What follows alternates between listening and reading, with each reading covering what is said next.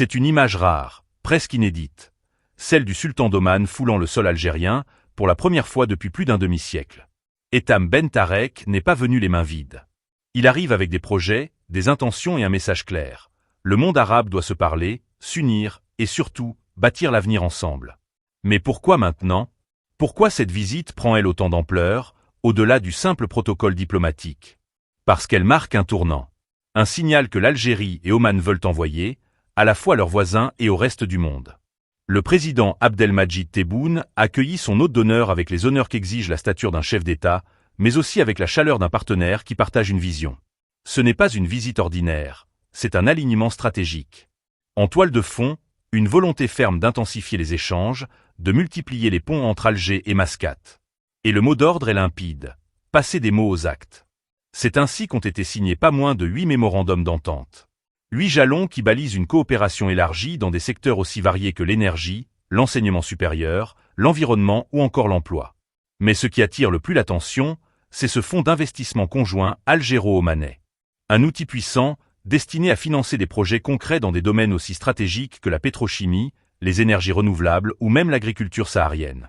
On ne parle plus de bonnes intentions, mais de leviers économiques à fort impact. Et ce partenariat ne s'arrête pas à l'économie.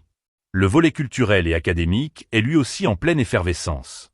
Des étudiants omanais poursuivent déjà leurs études en Algérie, notamment dans le domaine de la langue arabe et des sciences islamiques.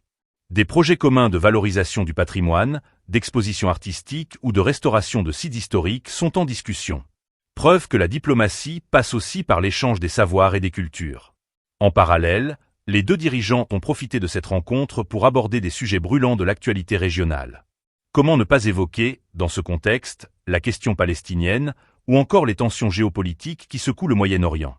L'Algérie et Oman, deux pays aux lignes diplomatiques mesurées, entendent jouer un rôle moteur dans la coordination arabe et défendre, ensemble, des principes de justice, de paix et de stabilité. Il y a également une portée symbolique très forte. Celle de deux nations qui partagent une histoire commune, une même langue, une même foi, et qui refusent de se contenter du passé. La dernière visite d'un souverain omanais en Algérie remontait à 1973. C'était Kabou Ben Saïd, venu pour le sommet des non-alignés. Aujourd'hui, c'est son successeur qui trace une nouvelle route, dans un monde où les équilibres se redessinent à grande vitesse. Car cette visite, on le sent bien, ne regarde pas que le passé ou le présent. Elle est résolument tournée vers demain. Dans un monde fragmenté, elle incarne une volonté rare, celle de bâtir des partenariats équitables, durables, stratégiques.